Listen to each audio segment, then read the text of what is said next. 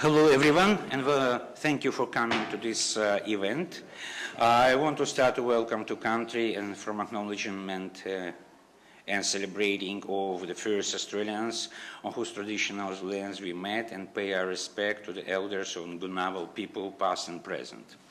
So, and about our event, we'll be recording the event, and this recording will become available through website of Energy Change Institute. And the presentation, most of information will be available on the ECI website. It's energy.anu.edu.au. Question and answer section of this event will not be recorded, but that's policy. And now I suggest that we'll progress to events. So I'll introduce myself. My name is Igor Scriabin. I am from ANU Energy Change Institute and also from Center for Sustainable Energy Systems. So I'm involved both in solar part of Energy Change Institute through Center for Sustainable Energy Systems and in Energy Change Institute directly. About our program for today. So we have a good title, very attractive title. It's Rooftop Revolution, the latest trends in solar and wind energy. And we have assembled very good presenters. We'll start from Australian-born Danny Kennedy, who founded the highly successful US solar company Sungevity, and Danny is here. And Danny will talk about global energy trends, the speed of solar and wind energy uptake, and why Australia needs to buy in now and to be part of rising renewable energy trends. Then he will be joined by Renate Egan, and Renate is a chair, recently elected chair of Australian Photovoltaic Institute. And Renate will be talking about, will provide an update on recent trends in Australian photovoltaics, and that will be followed by a presentation of Professor Andrew Blakers, who will deliver his take on a global solar revolution. The presentation will be followed by a brief panel discussion. We have scheduled to finish everything by 3 p.m., but I just received several inquiries to finish earlier, so we'll try to finish this event, to conclude this event by 2:40, 2:45, right? Maybe earlier. So now I want to invite Danny. Can you put the thing up on the screen? Yeah. Hi everyone, g'day. It's nice to be here and nice to see some old friends and faces. I used to live here in Australia and worked on energy and climate issues for a long time, so I know a lot of you. Good to be here. I currently live in California, where Sungevity is. We have about 500 people there. We have operations in Europe now, and just a year or so ago started in Australia with a Sydney office out of Rosebery. So I just caught the bus down this morning. It was a bit late. And it's a pleasure to be here. I do have a slide deck that I want you to interact with. I've been running around the country doing these talks last night at Sydney Uni, at a TAFE in Perth and some other things. And it's sort of just fun to poll people's view as I talk about this major transition in energy. Appropriate to be here with Andy in the Energy Change Institute because I believe we're in the midst of remarkable change this decade. It's a lot of fun to be part of. It's an exciting time. It's a very entrepreneurial time. And one of the things I've been trying to sort of leave people with is a view to how to support entrepreneurs to succeed. I know ANU has spun out a lot of great companies. Some have made it, some have not. And one of the conversations I'd love to get in with you about is how we can do more of that. I've actually started an incubator in California called the SFUN Cube. SFUN is Solar for Universal Need. We have about 17 companies in the space currently, and they do all manner of things, but mostly software, financial engineering, and analytics to try to advance the adoption of solar, rather than a solar hardware technology per se. So once we get the technical difficulties out of the way, I'll get you to sign up to this Zeetings.com. I don't know if you've seen this. This is actually an Australian startup that I love, presentation software on the web, which means that all those devices that you would otherwise be checking your Facebook on, you can follow along my PowerPoint on, take it away with you, and also interact with it as we go. There are polls and questions that you can answer, and it's kind of fun to sort of crowdsource some of the wisdom.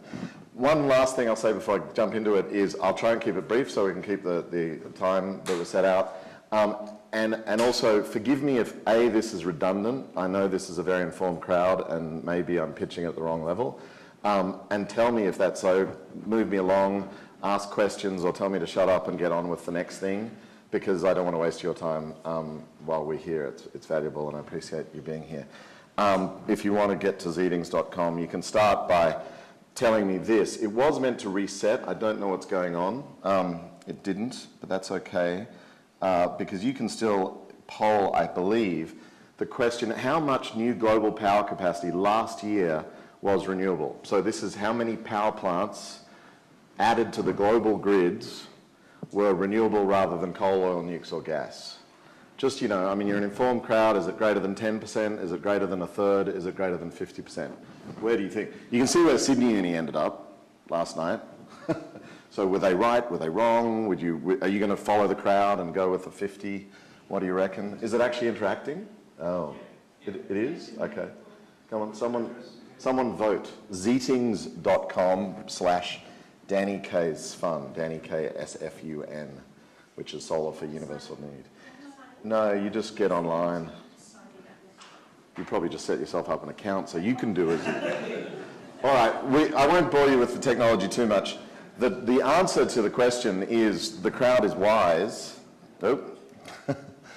It was 58% last year. This is challenging a lot of assumptions as I go around Australia and talk to people. People think when you add power capacity to the grid, you add a coal or a nuke or maybe a gas peaker plant, and rarely you put up a wind farm or some solar panels.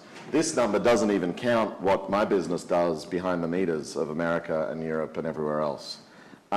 So we are winning in a way that I don't think we really have fully understood we are winning. I'll come back to that theme at the end, not to say we've won, but that if it's halfway, we're about half time, it's a bit like the All Blacks and the Wallabies last weekend. We're 10 points up.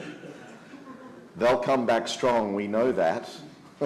We should play better defence and offence right to the bell. But the good news is this century, the history of electricity is remarkably stark. Check this out. So these are Irina's numbers released about a month ago at the Climate Walk in New York, which was a wonderful event to talk about winning, to get 400,000 people out in the streets. And that's why we're winning, actually, is those social movements. But at the start of the century, we were where we were for most of the 20th century. 80% of new adds to the grid were coal, oil, nukes, and gas. And if you took this line back over 100 years, it was probably there or above, right? That was the energy industry. We added boiling water machines, burning stuff. We as a community on Earth have chosen to rapidly phase out fossil fuels. We are not fully conscious of that. But that is a phase out, ladies and gentlemen. In 15 years, a 150-year history is being rewritten. We are no longer adding coal, oil, nukes, and gas into the grid at the levels we did historically. We are doing the opposite.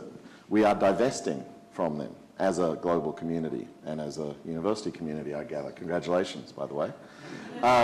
Joining the crowd. Meanwhile, renewables are being added at a rate of growth that very few large-scale valuable technologies are added through time. This is a 15-year timeline. It's a pretty remarkable story when you think about it, to go from less than 20 to 3 times as much. So that's in a history and a business which is very big and slow to move and change and is very stable. We've literally had 150 years where this wasn't thus, and now in this 15-year period and the next 15-year period, as the New York Times said just over a month ago, a period of tumult and change unlike any ever experienced by the electricity industry is upon us. It's a pretty cool time to be selling solar. And I'll talk a bit more about that. But now you have to answer the question, where do you think we'll get to? I'm not going to ask you to do the full crystal ball gaze out 50, 100 years, but just 15 years from now, the same amount of time, where do you think we'll be in terms of the overall global power capacity? So this is the generating mix. Are we going to be 20%? Are we going to be 30%? We'll talk about the surprising nature of exponential curves a bit later as well, but where do you think we're going to be? Where are we going to be? 30? Okay, it's sort of some, all right, there's some bullish people out there, and then there's some thirds. I'll unveil the answer now. And of course, this is not the answer. This is wrong. This is a forecast. Models are always wrong. But this is one I've come to trust through time, 20 years of playing around energy forecasting with Greenpeace and other organizations that tend to get it more right than most. But this one is Bloomberg's new energy finance folk, who have done a pretty solid bottoms-up study of where the money is. So where bonds have been issued, where finance is being raised to build power plants and to put transmission lines in to feed power to loads. And over the 15 years from 2013 to 2030, you see a pretty remarkable build-out. We're going to double capacity, according to Bloomberg. Others think it's more than that. I don't know what ANU's current thinking is. The Energy Change Institute probably has a number by 2030. GE, which I know well because they took an investment in Sungevity, thinks it's going to be 13,000 gigawatts by 2030. So a little bit more than this. I think it's going to be less because we're going to do energy efficient things and LEDs are going to kick in and so on. But we're basically going to take what was 5,500 gigawatts 2 years ago to 10,500 gigawatts or more 15 years from now. So the pies are a little bit deceptive. That one's much bigger. And look at what's going to fill the pie in. It's not coal, oil, gas, or nukes. In fact, those, as a matter of annual addition percentages, are in terminal decline per the graph of the previous 15 years. And the things that are going to grow are wind, solar, and other renewables. Other renewables pretty well. Wind will double as a percentage per annum. Solar is going to go from 2% of a small pie to nearly 20% of a much bigger pie in just 15 years. Again, to state the obvious, that's a redonkulous kind of rate of change and an exercise in business, which we haven't even started to grapple with, of finance, which we have started to grapple with Buffett and Blackstone and the boys getting involved. The big end of town knows this is where the money's going, except in Australia. The AFR still thinks it goes into holes in the ground.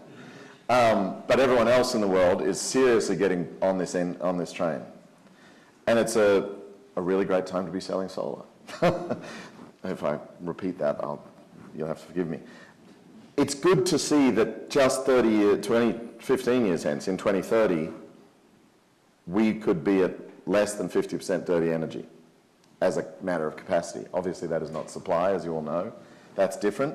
But if you project these curves out, which of course we all sit around and play with all sorts of models and do all the time, by 2050 you can really see it, where we can be well over 50% solar powered because of this sort of ad, and certainly 80% renewably powered as a society, even with a bigger load, bigger demand, bigger supply of electricity. So the good news, the story I want to tell you is this one about we are winning. And the way we talk in the Australian media and elsewhere about this being like the 20th century is downright wrong already, 15 years into this century. And the rest of it is going to be one of rapid change.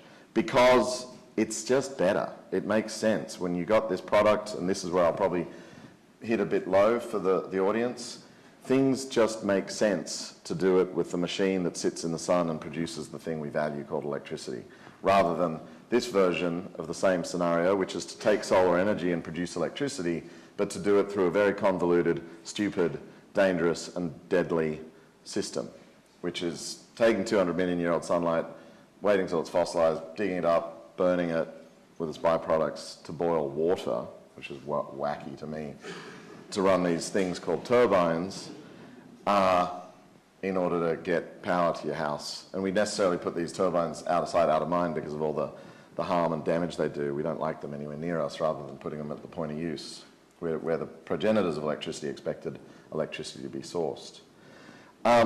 But that's not the only reason, because it's elegant and simple is a big part of this shift, but the real one is the economics.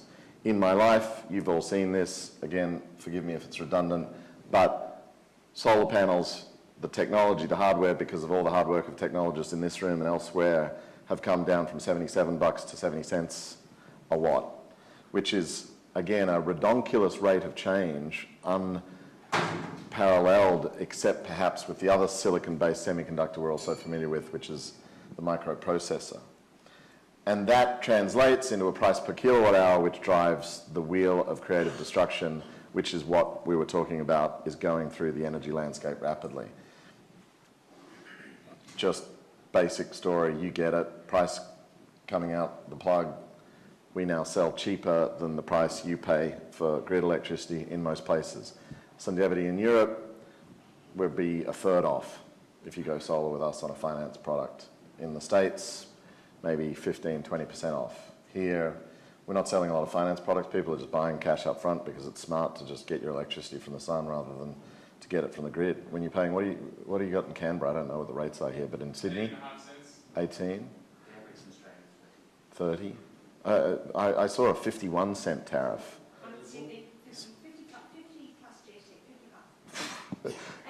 You know, I mean, blended without giving away any sort of proprietary secret sauce, we're doing 17 cent kilowatt hour electricity as a company, as a utility, effectively sourcing electricity for people. So we can beat anything I heard here with what we do today without any technological breakthroughs with the business we've got.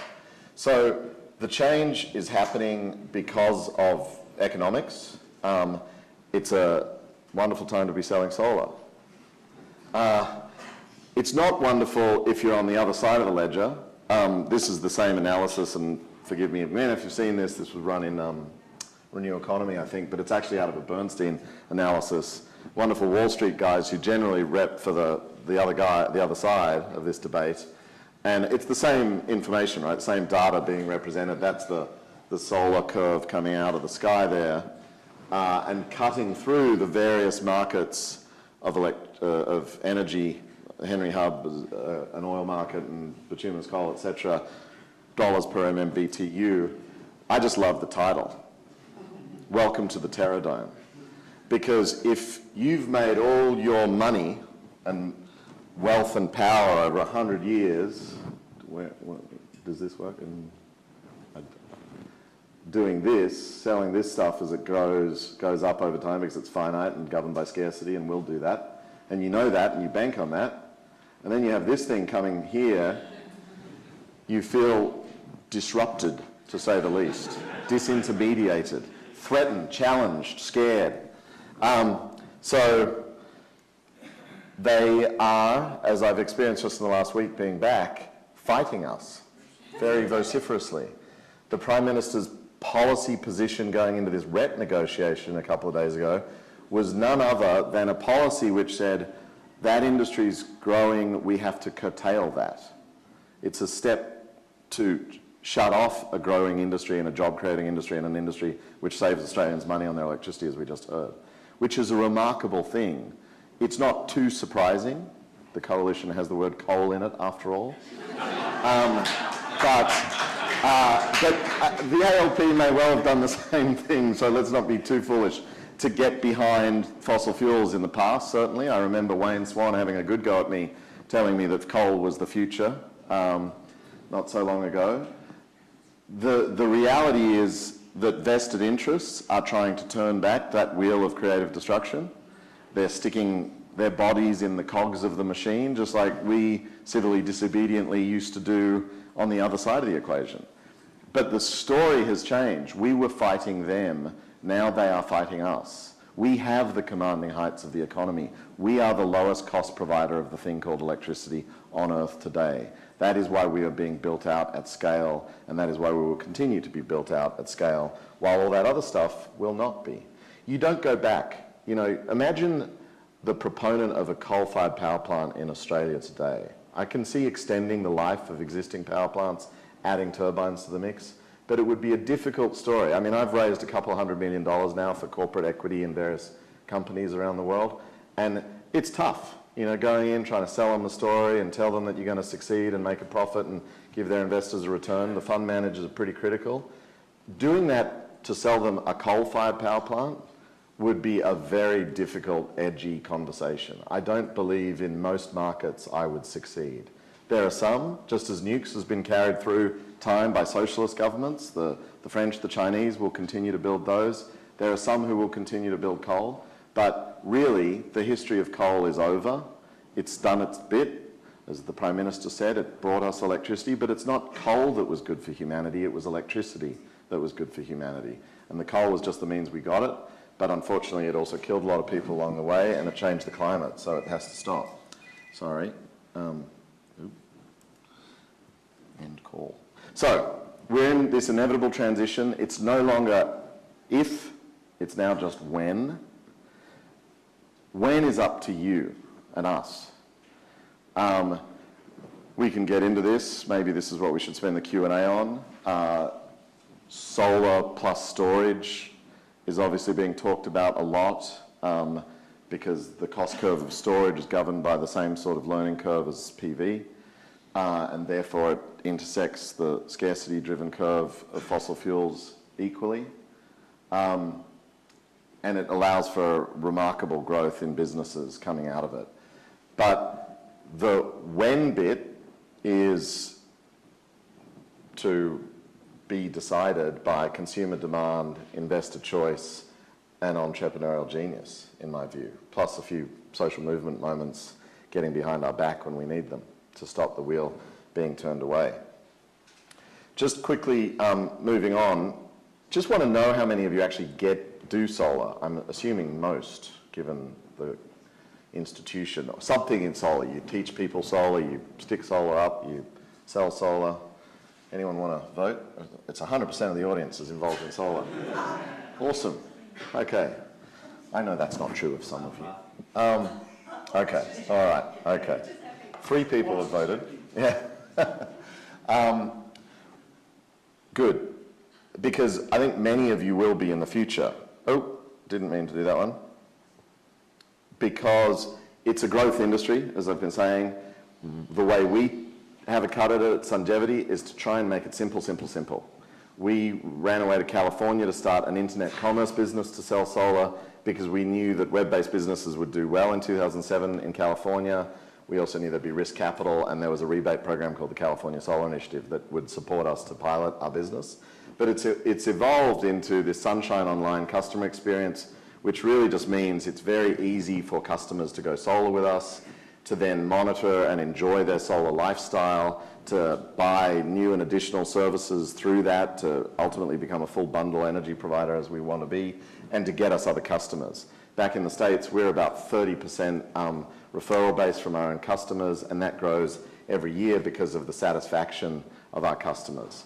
But that's just our little story. We're, like I said, you know, we're doing great as a growth story, but we're a tiny fraction of even the market in the States, 3 or 4%. And we're going to continue. We've doubled every year to date, and you know, we'll continue to grow gangbusters going forward. So it's really more work than we can manage. One of the things I say to entrepreneurs starting their own businesses is hang on for the ride. Like basically, unless you mess it up for some reason, once you got to revenue, you should be able to do that, to double annually, basically, at least, because the CAGR is stronger than that, and you should be able to be lifted. That's a very hard thing to do. You know, headcount, HR, people stuff, keeping the customer satisfied, all the important parts of the business rather than just what we sell. To do that twice as much each and every year is really challenging. So it's more work than we can manage in this side of the business, but then it's this whole universe of the rest of it, which I think is where it becomes really interesting, where you need the intelligence to run this grid. The bidirectionality, where we're all producers and consumers, requires a bunch of new technologies and new behaviors that are really exciting opportunities to build businesses in. Obviously, energy storage is there, but so too are the distributed energy resource management software tools, which really come into play when you see things already like South Australia being 100% solar and wind powered for a day as it was a month ago, or Germany being 75% as it was just earlier this year.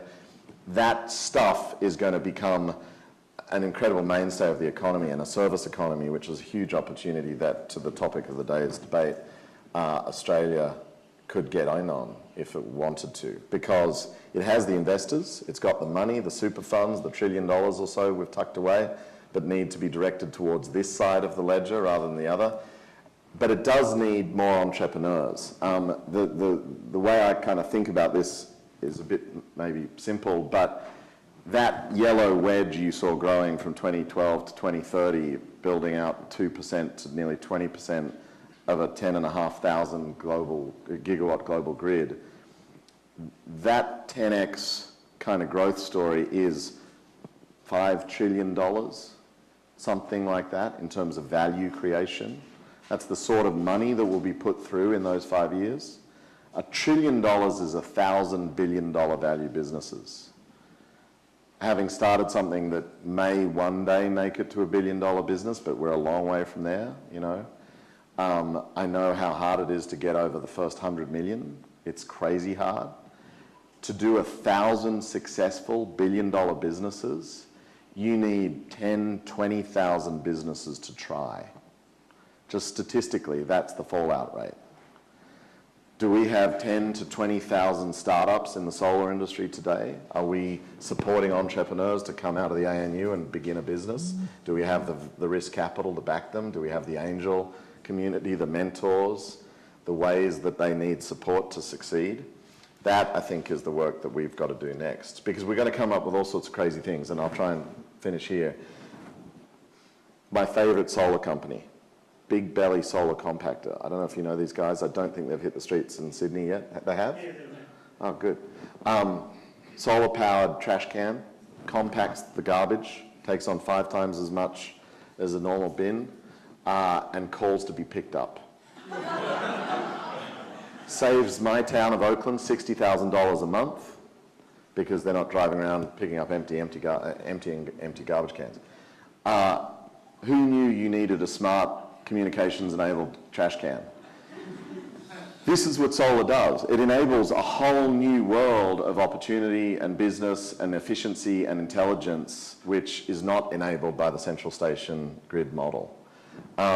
It also, more importantly, will deliver the 1.5 billion people on Earth that don't currently enjoy the blessing called electricity. It will not be delivered by coal, I can assure you. I'm on the board of a company in Kenya called Power Hive. We do rural electrification in villages. There's a lot of companies doing something similar, but we put up a 50 kilowatt array on average, run wires out to the homes. The community subscribes by cell phone, prepays for their electricity, call it 15 Kenyan shillings a month. They were probably paying 20 Kenyan shillings a month for their kerosene budget. So we're providing them clean air as well as light at night and a charger for their cell phone and other appliances. And we stick a Wi-Fi repeater in the cloud CPU that manages the system under the array with the storage. So the village goes from not having had electricity to having electricity and the internet for less. That business is booming, as they all are across Africa. That's going to spread like a weed. Africa is going to leapfrog to electricity from solar and a few other distributed resources because it just makes sense. They won't do it with coal, contrary to what Abbott wants to believe. And they'll do it just like they did cell phones. They went from not having telephony to having telephony in about a decade. And then the bit that I love to think about big picture, but I'll close here, is when we get to take out transport too. The oil boys don't like to think that we're after their lunch as well, but we are. Just as coal and gas are going the way of the dodo, so too is the internal combustion engine. If you've ever driven an electric vehicle, you don't want to go back. I have a little Fiat 500e. I'm not buying a Fiat 500 for my next car. I'm buying the next electric car. If you're a gearhead, you know the performance characteristics of electric vehicles. They are better. They are also cheaper. They also do just work better. I mean, the funniest bit about leasing my Fiat was, so when do I bring her in for a service? Year 2. I'm like, well, no oil, no belts, nothing other than the air filters on the air conditioner to change out. It's just a remarkably better proposition, as is the stationary grid supply that we get from solar and wind and all the rest of the renewables set. Just as Adelaide won't go back and decide to put a nuke up in the Adelaide Hills now that it's been to 100% renewables, once you've done electric mobility, you don't go back to fossil fuel-based mobility. Certainly the Chinese know this. They've recently mandated to get off two-stroke engines on two-wheeled vehicles, and you go there and the cities are full of electric bikes.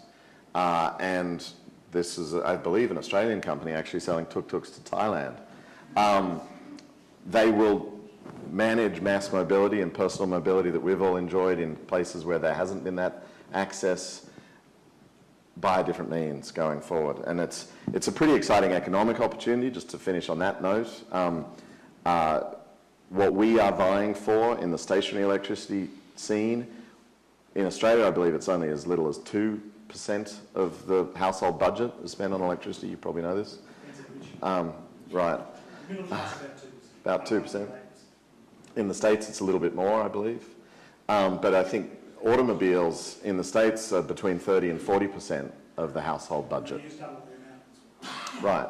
So, you know, from a climate point of view, it's obviously a good thing to take out. But as a share of wallet, as an opportunity to grow into, it makes the $5 trillion building out solar small.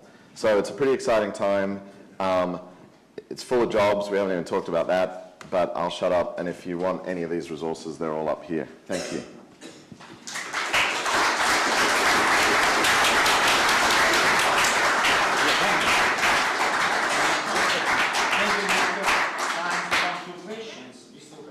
Okay.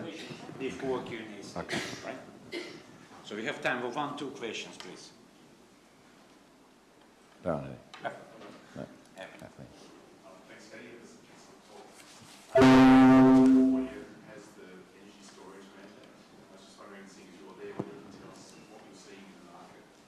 Yep. It's starting. It's a bit like 2007 with the solar initiative. One of our big peers, Solar City's already deploying second-hand Tesla batteries to customers. We're not doing that. We're doing a trial funded by California and state R&D grants up in Sacramento Municipal Utility District, just 10 houses, just to sort of start to play with the technology. But we try not to treat our customers as guinea pigs. We want to wait till they're fairly standard tools and we can sell them with a known result. But look, it's going to happen. The rebates are going to drive it in California. California will change the equation. The rest of the country will follow.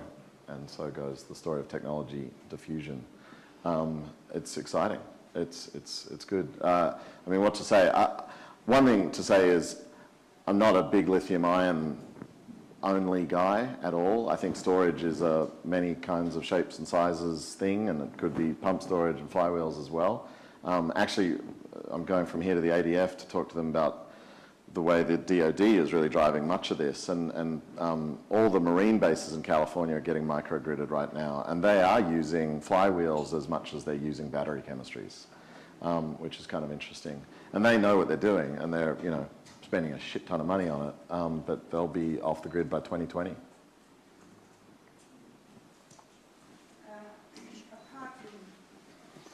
from homicide, what would you suggest we do with the federal government? Democracy, we should do it.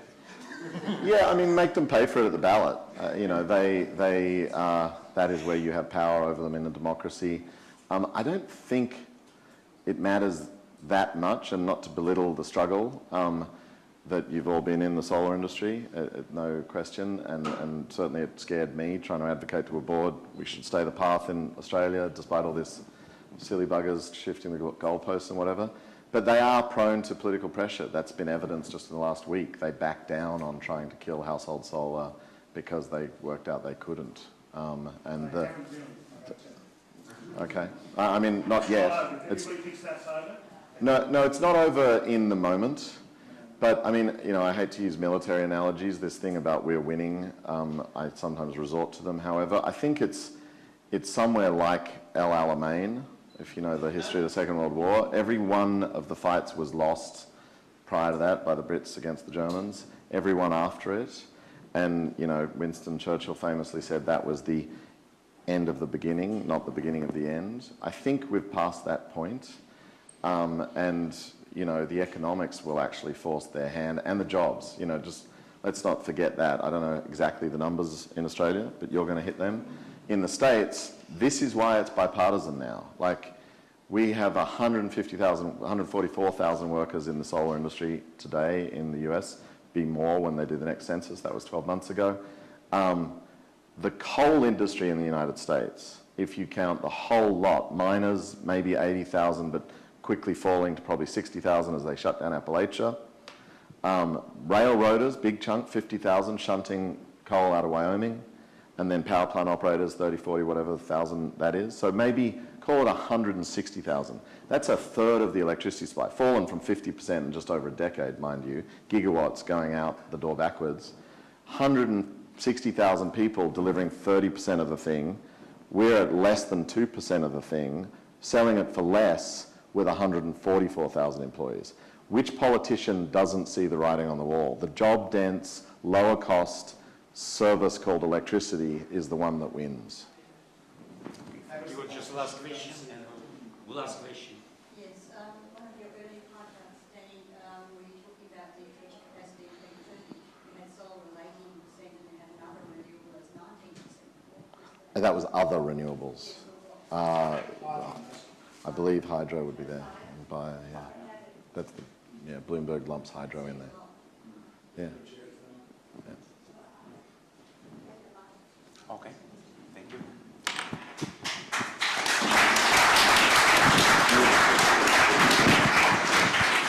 So our next speaker is Dr. Renate Egan, and Renate held very many positions in different solar companies, including Suntech, Solar Analytics, CSG Solar, and Pacific Solar. But now Renate is the chair of Australian Photovoltaic Institute and represents Australia and the International Energy Agency program on PV power systems. Thank you. So is my microphone working? Yes, everything should be working. Put it onto my pocket? Okay. That won't be Right. So thanks for the nice introduction, Igor. I actually started in material science, and I did a postdoc here at ANU a few years ago with Jagadish in electronic materials engineering. I don't know if he's here, but I think most people would know Jagadish. And so I went from material science into photonics. From here, I was looking to move into industry. So, and photonics was booming in the 90s, so I started in photonics, and then UNSW had this spin-off starting Pacific Solar, and they needed a material scientist to put the silicon on the glass, so I went and joined that. I worked there as a research scientist for a while, and then I managed their pilot line. And then I went to Germany when we took the technology into manufacturing in Germany in 2005. Ended up as CTO of the company, which was unfortunately named CSG Solar. It wasn't unfortunate at the time, but it's hindsight, it's not such a good thing. More recently became managing director for Suntech R&D Australia, so technology development for Suntech here in Australia, and that's business has ceased. And now I'm chair of the Australian PV Institute. So Igor asked for a little bit more background than what I provided. So the Australian PV Institute started about 1995 and has had different names over the time. Strongest advocate for a long time was Muriel Watt. I think she might be known to a number of you. She's retired as chair just recently, and I've taken on that role. The APVI aims to increase the deployment of solar in Australia. It does so by providing accurate, quality and independent information data reports. It doesn't do advocacy, it doesn't do lobbying. There's some very good people doing that. It doesn't presume to do that, it presumes to support them by providing the kind of information that they need to put the arguments forward. It's an association of various members of subscribers for the information. The participation is, I mean, you pay to join, but then there's a level of participation which is open to membership so that they get to participate in writing these reports and preparing submissions, and it's actually a really good way to engage and make a difference in the industry, so I welcome you to consider. Okay, so now do I sort of change slides by doing that? So some of the things that we do, the Australian PV Institute does is provide local information, technical reports on guidelines, standards, how to integrate PV. We run workshops. This was a recent workshop this year on storage that was run with a conference in Queensland. And we run a scientific conference. There's a first one this year to be run in December.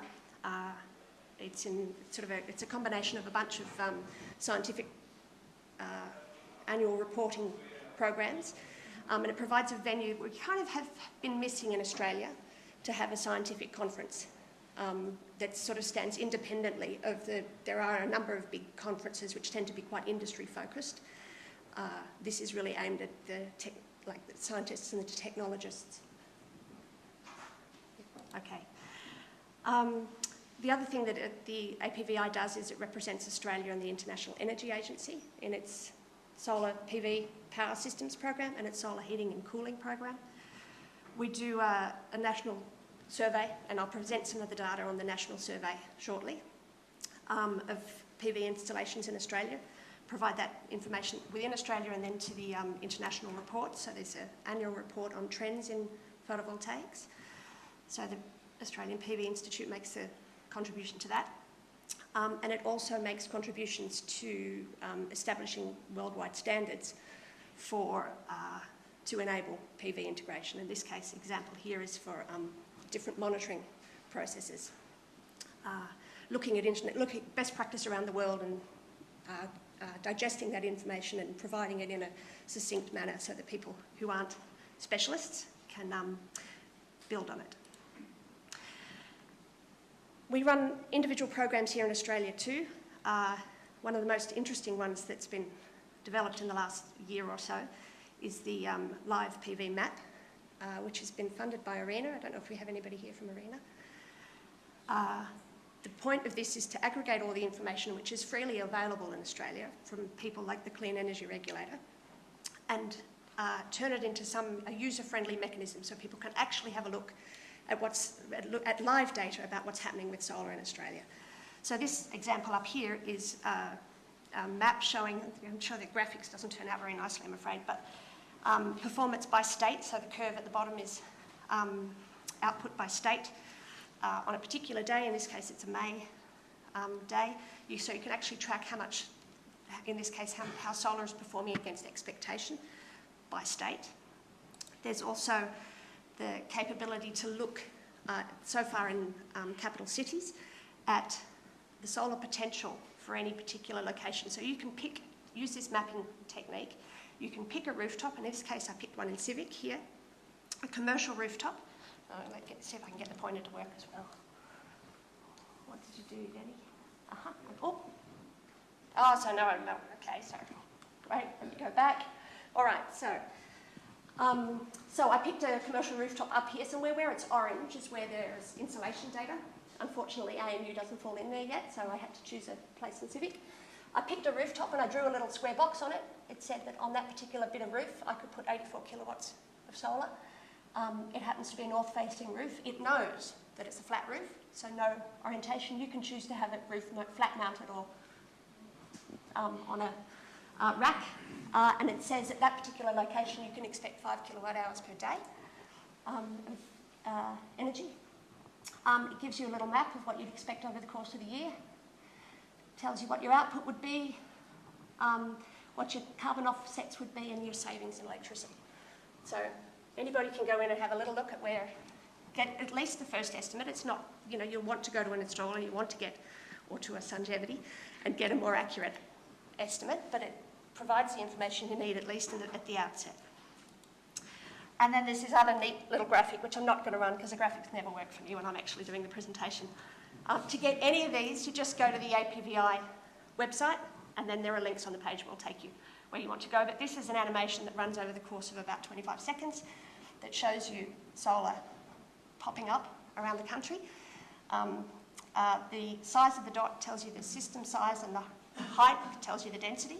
So for the hidden alpha male in any of you, it's you can see where the solar is really dominating in particular jurisdictions around the country. And on the bottom there, you can see the uptake. And this is live data. I don't know why that one says June 2014. Maybe it's not as live as I thought it was.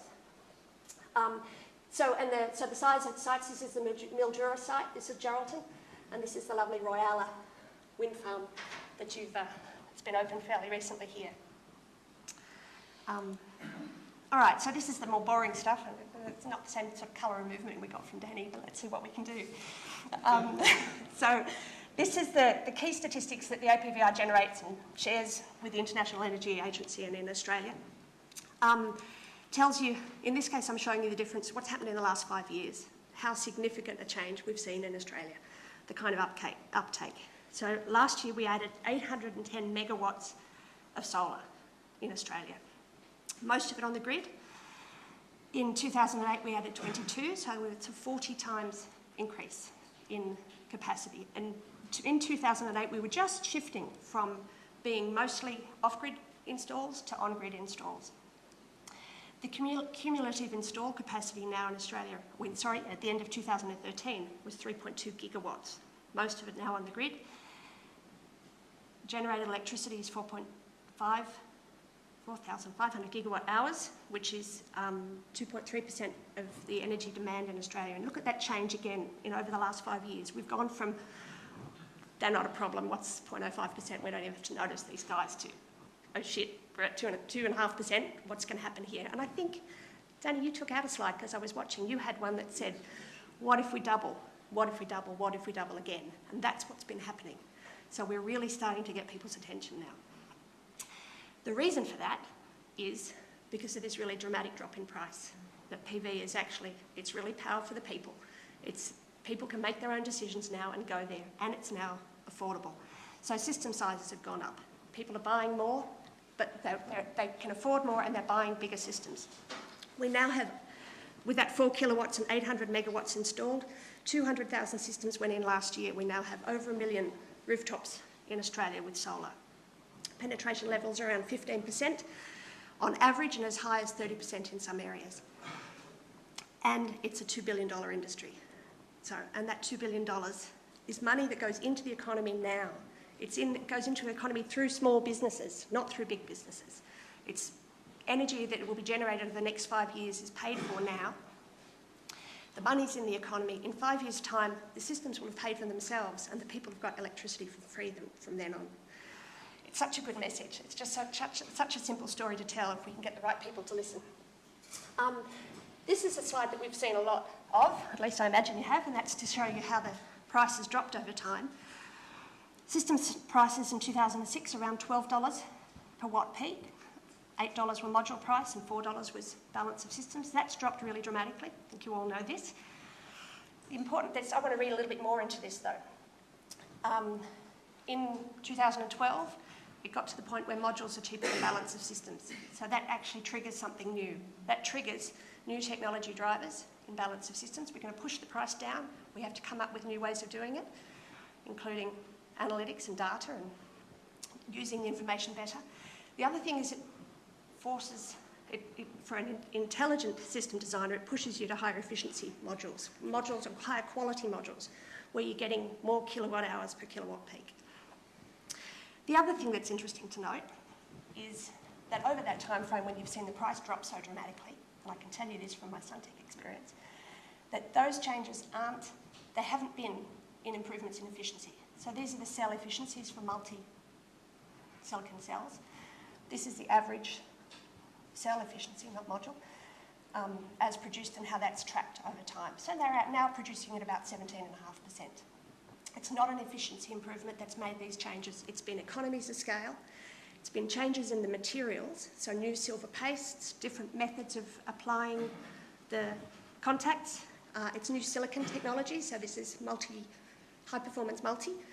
New materials development, not necessarily efficiency improvements. It's been driving those costs down. The other thing that's interesting to note is to what $10,000 buys you, what it has bought you over time. So in 2008, it bought you about a kilowatt, rough numbers. Now it's buying you about 4 kilowatts. If we look at the Clean Energy Regulated data that tells you, they track average install size, tells you that people have actually tracked that. So the average install in early January was in 2009 was about 1 kilowatt. It's now 4 kilowatts. There's something in that too. There's extra information in all of these, and I infer from that that there's sort of a comfort level for investing. People, when they get to a point, they think, you know, if I'm going to do this, how much am I going to spend? They're spending around $10,000.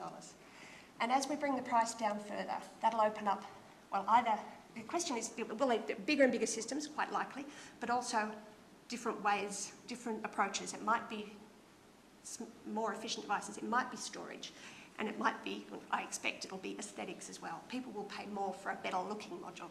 So the SunPowers of the world will take an advantage over the fact that they're producing a high quality and a better looking module. Okay, so let me just make sure I'm tracking what I wanted to tell you. So I wanted now to look at installed capacity. This is probably familiar to many of you as well. And there's a summary there of the same sort of data I've told you before. 11,000 people employed in solar in Australia. I'm not sure what the mining number is. I don't know if anybody can tell you, but I think it's actually similar. Steve? 11,000 Yep. is direct employment in mining, and direct employment is about 16,000. So is about 16,000? In mining. Okay, right. 34,000 Yep. total, and we claim about 25,000. Right. Okay. So they are close. They're close. Given percentages that Yep. he was talking about. Yes.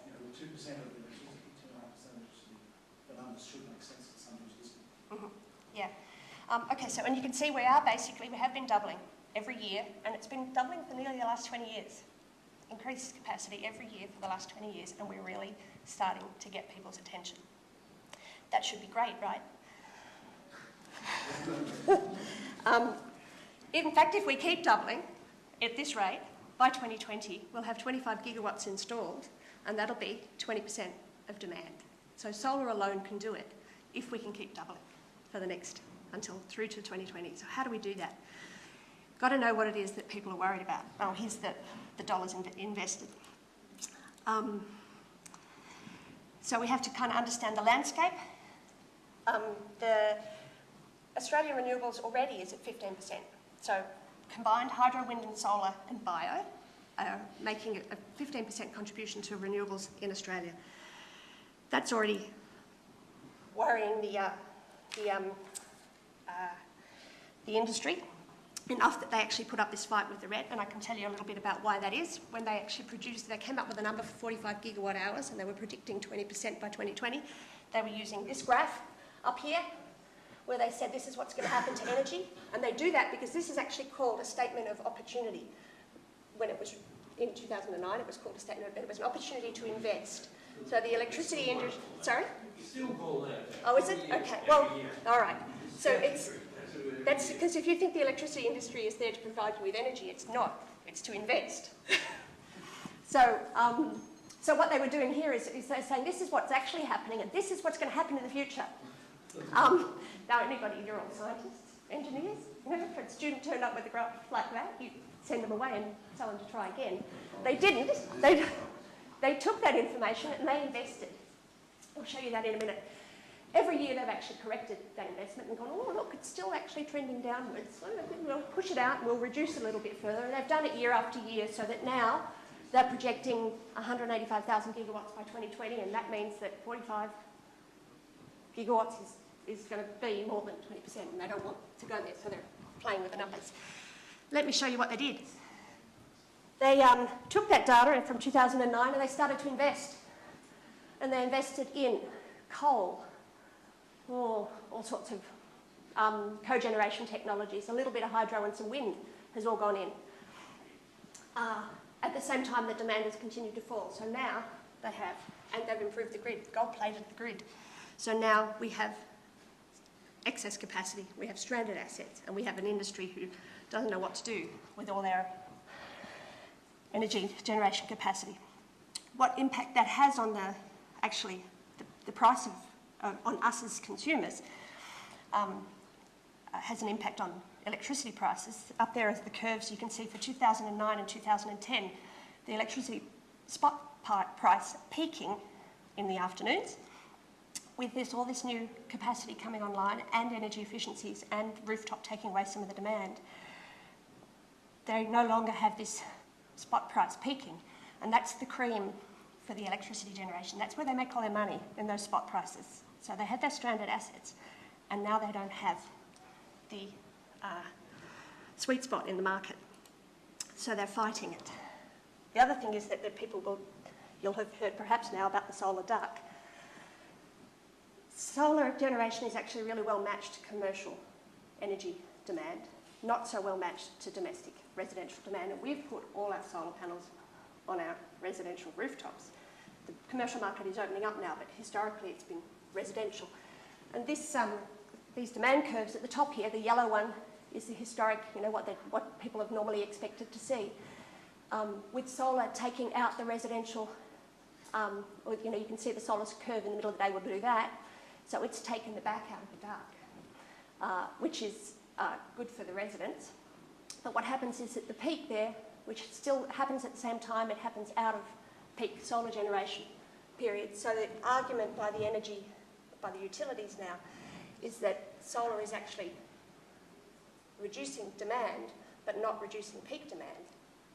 And they argue that the rest of the customers who don't have solar are paying the cost for maintaining the grid when they're not using it.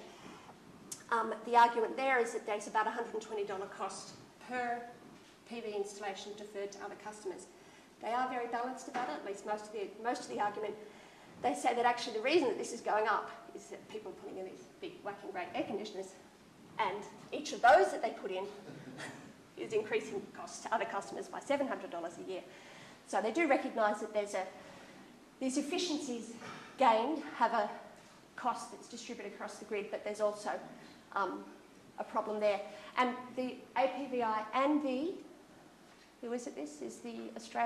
Energy Networks Association are arguing now for demand price tariffs. So this is a grid connection tariff to actually try and manage demand and get people to pull away to stop growing that peak. Okay, am I going way over time? So this is, I'm good, okay. This is just a summary of the same sort of data I gave before, I think, and providing some predictions. I've tried not to be as brave as the Australian Energy Regulator. If we went with AEMO productions, this is historically what's happened. We had a big peak in 2011 and 2012 with feed-in tariff adjustments. That's fallen off because it brought forward demand. We're assuming 15% growth in demand, although historically it's been 45%. AEMO predict constant demand at around 650 megawatts installed per year. So if we keep doing that, we'll be at, by the APVI's estimates at around 4% of demand, 9 gigawatts by 2020. Okay, and I'm going to whip through. You heard about what's happened in South Australia, 100% for a day. I think we need to work with the utilities to bring them alongside. And this is the important one. I think it's good for the audience to hear where I think the opportunities are. All of these things that I've raised that are potential problems are actually opportunities if we embrace them. We need to continue to work on the technology development, improve the product to drive down the cost, address aesthetics and storage. The bits in blue are the things that I'm excited about. We need to work with the utilities to innovate on the grid. We need to come up with new finance solutions to try and get past that $10,000 barrier, or to grow on it or to use it, and that's what the kind of thing that Sungevity is doing. We need to come up with some smart metering data and analytics and policy. Work with our government, work with our colleagues to keep growing that. And then, yes, and I'll remind you again, we have a conference in December. Come along.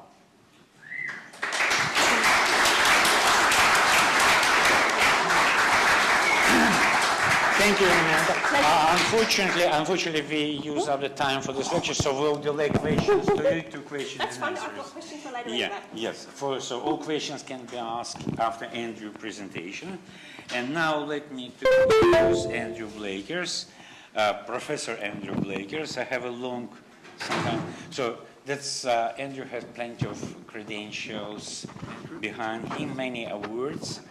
It's no point to repeat them now. I think of them as most important that Andrew managed to create a Center of Sustainable Energy Systems about more than 20 years ago, about probably 30 years ago. 23. How many? 23. 23 years ago, which is now one of the largest photovoltaic centers in Australia, and we survive ups and downs of coalitions and removing of coalitions from our government. And another point of Andrew's credentials that I want to bring your attention to, you know this curve that's records of solar efficiency, always published, right? Many authors allocated to this curve. It's probably a dream of every solar researcher to become part of this curve.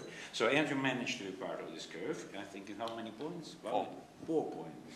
Right, so Andrew Blakers. Thank you very much, Igor.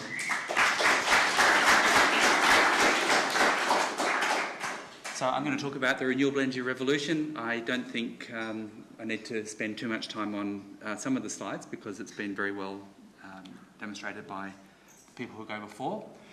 Of course, everyone knows that the world's in danger of solar cooling, according to Mr. Newman, the Prime Minister's Senior Economic Advisor. This year is tracking now to be the world's warmest year.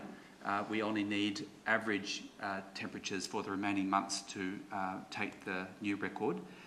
Where's all the excess heat going? Well, it's going into the deep oceans, and the atmosphere is a pimple on the bum of where the excess heat's going. Climate change certainly hasn't gone away. And there's a shopping list of absolutely horrible things that are looming because of the impact of climate change. They're all going to happen to at least some degree, and there's, in Donald Rumsford's words, there's going to be unknown unknowns as well, and they're probably the scariest. What are we going to do about it? There's exactly 5 methods of producing energy on Earth, and there are no others on the even remotest horizon. We have fossil, which is all gas coal. We have nuclear in 2 brands, fission and fusion. Fission is the current nuclear, fusion is what drives the sun and nuclear weapons, and will be in commercial production in 50 years. And when I started physics in 1974 at ANU, it was 50 years away then too. Then there's a couple of tinies, tidal and geothermal, and we come to the big one, solar, which comes in 2 brands, direct and indirect, and indirect drives the wind, hydro, ocean, biomass, and direct, you need the disk of the sun to see, that's PV and heat. So we've got plenty of sunshine in Australia. The numbers there are the noon equivalent sunshine hours per day that Australia receives. The green circle is the area of land in the Northern Territory to provide all of the world's electricity using current technology. The red dot is all of Australia's electricity. And for anything that's on a house roof, you can divide that by 3 or by infinite because you don't actually take any land at all if you're using a house roof. Down in southwest Tasmania, we don't have a lot of sunshine. It's only 3.5 hours a day. That's only better than all of Northern Europe. And so basically, Australia in the southeast is equivalent to what 6 out of the world's 7 billion people see, namely good sunshine at the 4 to 6 noon equivalent sunshine hours per day. And it's the only people who don't have excellent sunshine are the rich 1 billion who live in Northern Europe, Northern America, and Northern Asia. So solar water heaters are obviously a good way to go, but they're being squeezed out by the fact that the cheapest way to make hot water in Australia now is not solar water heaters, it's not gas, it's not off-peak electricity. It's put a PV panel on your roof and run the power through an off-peak water tank with a resistor in it. Remarkable, but that's now the cheapest way to get hot water. You can go solar thermal electric with enormous fields of mirrors or a dish. This is the Bright Source facility in the United States. Very, very spectacular, being squeezed out of the market by the ever-falling price of PV and the mind-boggling future benefits, future potential of PV. So, as Danny mentioned, last year, renewables, primarily hydro, wind, PV, did about 56% of all new generation capacity. We've reached the tipping point. Wind, hydro, PV together were about half in about equal measure. And PV is passing wind this year, and PV and wind will both pass hydro in the, within a couple of years. In Australia, it's essentially all PV and wind. There's been no significant new fossil generation capacity in recent years, and there's none on the remote horizon. I think it would be a very bold investor that announced he was going to build a new 500 megawatt coal-fired power station anywhere. So EMO doesn't think we need any new capacity of any description anytime soon, if ever. So hydroelectricity is essentially finished in Australia. We have a large number of hydroelectric power stations that produce 6 or 8% of energy, of electricity, and unlikely to have any more than minor additions in the future. Wind has enormous potential. Australia's got fabulous wind resources, as well as fabulous solar resources. And global wind generator capacity continues to rise, but it has had a bit of a glitch since the global financial crunch, and hopefully that will resume its upward trend. PV, of course, is the big one. And one of the beauties about PV is it's useful on every scale, from watts, as you can see at the little radio repeater in Kutujita at the on the top left, through to a few kilowatts on Montague Island down the south coast, up to 20 megawatts, the brand new Royalla solar farm just south of Canberra, and a lot of credit goes to the ACT government and Simon Corbell in particular for pushing that forward. It's a fabulous installation. You can't miss it as you go down to the ski fields. So this is global photovoltaic scale, sales, up around 50 gigawatts this year, perhaps plus or minus 5 gigawatts. And that's being driven in some part by Australia, but obviously mostly overseas. And it's been driven by good economics there's major new markets emerging in China and, interestingly, South America. In particular, there's some very large installations going in Chile, in the Atacama Desert, where there's a lot of sunshine and not a lot of any other resources. Solar is just perfect. So PV markets in Australia grew very sharply up to 2012, when massive subsidies, over-the-top subsidies, finished, and falling prices helped to carry that forward. So the withdrawal of subsidies didn't mean the market collapsed. We've now got 1.4, 1.5 million PV rooftops. As mentioned, that's about 1 in 6 houses now. And the retail market is taking off in the commercial sector. And battery storage has the capacity behind the meter to make major impact on any tariff-based method of trying to limit solar sales by utilities, except for the case where they have a very high fixed annual fee and reduce the tariffs. A fixed annual fee is the response that could do most damage to solar in Australia, but time of use tariffs will be avoided by simply putting batteries in the system as well. So when you look at retail prices, the red bars around Australia, for a range of cities, you can see that the cost of PV from your roof is substantially less. And the value of money that I've used there is the mortgage rate of about 6.5%. And so it's a 4% real discount rate after taking away inflation. So you can see that in most cities, PV electricity from your roof is now half or even a third of the tariff, and that's the reason that's basically driving the PV rooftop revolution. So we'll probably do maybe about 800 megawatts in Australia this year, and hopefully that will improve in the future. A lot of people talk a lot of nonsense about electricity reliability. When we push up above 50% and head up towards 100% for primarily wind and PV with a bit of hydro. And of course the way you solve that, firstly, is you have very good wide geographical dispersion, so that you don't have all your wind and PV in any one spot. You'll have wind and PV, often they're counter-producing. When it's sunny, it's still. When it's a storm, there's not sun, but together they balance very nicely. And at the moment we shift loads from day to night. Off-peak water heating, for example, well, we turn that around and shift loads from night to day. And in the end, we'll probably need some large-scale storage, and pumped hydro is the obvious solution. It's 99% of all storage around the world. Nothing to invent. You can ring up somebody who'll put a gigawatt in for you next year if you wish. So when you have a look at storage requirements, the first point to make is that solar and wind output are almost perfectly predictable on every timescale from seconds to years. You know if there's cloud and no wind coming on a continental scale.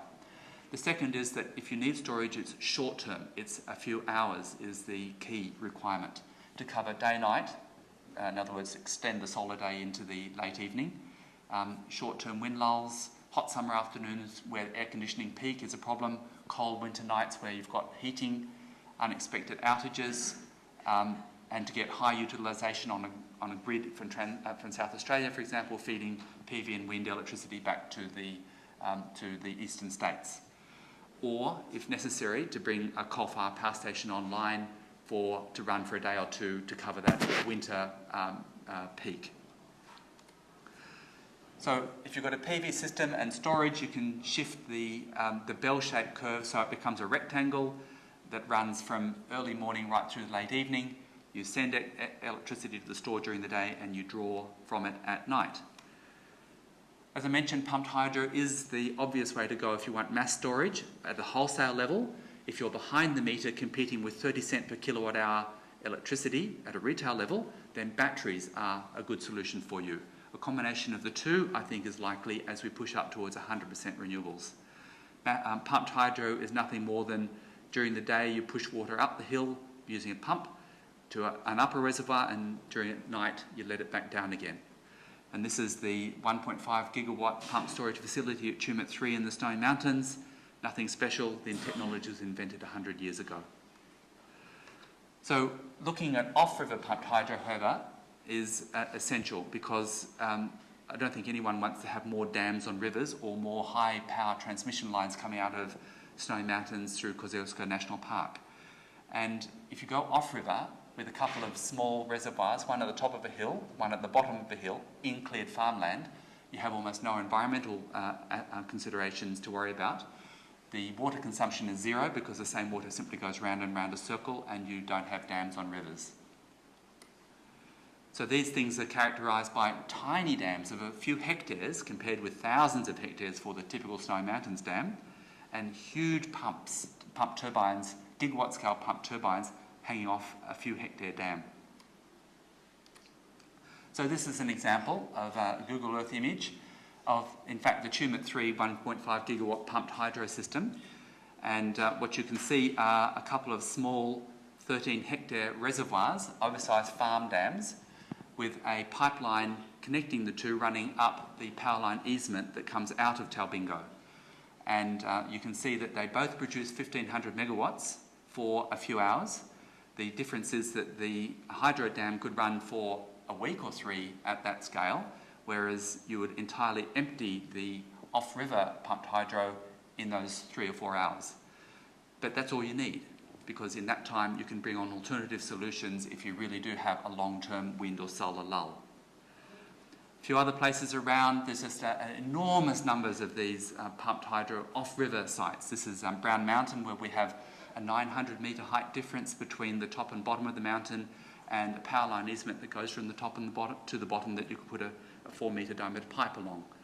And the important thing is that the cost of pumped hydro scales inversely with head. If you double the height difference between the two reservoirs, you halve the cost. And if you go up to 4 times, it's a quarter of the cost.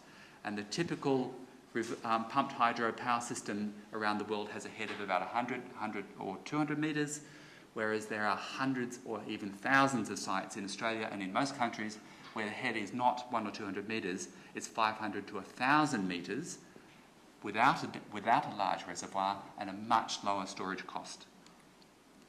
You can use these things to reduce the power handling costs in a wind farm that's stuck out in the middle of nowhere. You store energy when the wind is blowing, and you release it when the energy is not blowing or when the price spikes that you want to send your wind energy to. The Araluen Valley has 2 large cleared farmland areas separated by a 600 metre height difference, and there's easily enough land there to provide 24-hour storage for Australia's entire electricity system, and there are hundreds of sites like this around the place. No rivers being dammed, almost no environmental impact. This is the Nace Valley just south of Canberra, within the ACT 400 metre height difference. 1 hectare dam would run 3 hours at 60 megawatts, or another one up at the new Cotter Dam. There's a 530 metre height difference. You could run 6 hours at 300 megawatts, which would easily allow ACT to go at 100% renewables and cut itself off from the New South Wales grid. So there's no problem with storage. Looking at the costs, these off-river pumped hydro systems are going to be cheaper than open cycle gas and batteries by quite substantial margins, simply because the technology is there. There's nothing to invent, and moving water around is the cheapest way to do things, and there's no greenhouse gas emissions associated with it. So when you have a look at the detailed costing at $1,000 a kilowatt, you work out that the levelised cost of storing the energy is about 12 cents per kilowatt hour, compared with open cycle gas at 16 and batteries at about 28 at the moment. So for mass storage, it's very hard to go past pumped hydro, and the important message is, although there's no more opportunity for on-river pumped hydro in Australia, or very little opportunity, there's massive opportunities off-river, near loads, near population centres. So just talking briefly about the national electricity market, consumption's been falling, and Hugh Sadler puts these things together, the numbers together each month, and the carbon tax worked nicely. There was a big drop in the blue, which is the CO2 emissions, and the green is the actual production. Looking further forward to long-term security of energy supply, people talk a lot about security. Well, solar and wind has an unlimited supply for billions of years till the sun becomes a red giant. And it's larger than all other forms of energy put together by a large amount, and minimal security issues. So no greenhouse impact, there's no greenhouse gas emissions. Over the life cycle, 25 or 30-year life cycle of a PV or wind or coal power system, mining is down by a factor of 100 because there's no fuel to feed into the PV and wind power stations. And we cannot possibly run out of the raw materials of these renewable energy systems because it's what the world's made of: silicon, oxygen, carbon, hydrogen, sodium, aluminium, copper and iron. Security policy implications will never go to war over access to the sun. Everyone's got it. In fact, the only people who don't have it are the rich northern part of the globe. But the other 6 billion people have tons because they live in plus or minus 45 degree latitude. Even the Australian government, at least the previous government, produced studies that showed that now PV and wind are both fully competitive with new build coal and gas and nuclear power stations. Not competitive on a pure economic basis yet with old build sunk cost power stations, and that's what the argument's about. So the next power station, if we ever need, and next one given fall in demand, will be wind and PV. So wind, PV, coal and gas are all coming in at the 8 to 12 cents per kilowatt hour, excluding carbon prices. So that leads to a renewable energy revolution. South Australia now gets more than 40% of its electricity on an annual basis from wind and PV, 50% in July, more than 100% on the 27th of September, which was a working day, and nobody noticed. The grid didn't fall over. You didn't have computers suddenly going on the blink because the frequency was not right. Tasmania, of course, is already 100% hydro and wind. The ACT has a 90% wind and PV target, and nobody will notice either the presence of this capacity or the reliability of the grid after that happens. And if the renewable energy target is met in 2020, we'll be up around 28% renewable electricity. And that's a very good number because that allows us to go to 100% by 2040 or 2050. So I think land transport's mainly going to shift to renewable electricity through electric cars and electrification of public transport. And if we never build another coal or gas power station in Australia, then by definition we'll end up with 100% renewables. And given that most of our coal and gas power stations were built in the 1980s and 90s, an early part of the 21st century, and that they will reach the end of their 30 to 50 life in the period 2020 through 2050, it follows logically that in the period 2030, 40, 50, we'll move to 100% in Australia. In fact, unless the government succeeds in doing something to actually stop this, and it have to be a really major political decision, that's what will happen, because I don't think anyone is going to build another coal or gas power station in Australia. So just stepping back and looking, what sort of energy system do you want? I've got 3 versions there: wind and solar at the top, on the left, then fossil fuels and nuclear, and then a whole series of criterion for how you would choose such a power system. And solar and wind have green lights for everything, and fossil and nuclear have red lights and orange lights for quite a few of the parameters. It just makes sense to go wind and solar. to end up with a clean, green, zero security issues, zero fuel use, zero raw material issue power system, and that's what Australia will get by 2040, pretty much, regardless of what the government does. The big argument within Australia is whether we get we get there in the 20s and 30s, or whether we wait till the 20s and 40s before we really make the push towards 100%. So the cigarette companies are trying to hold, the coal companies are trying to hold on to their industry to extract the last 10 years of rent from the Australian population and the world population. So thank you.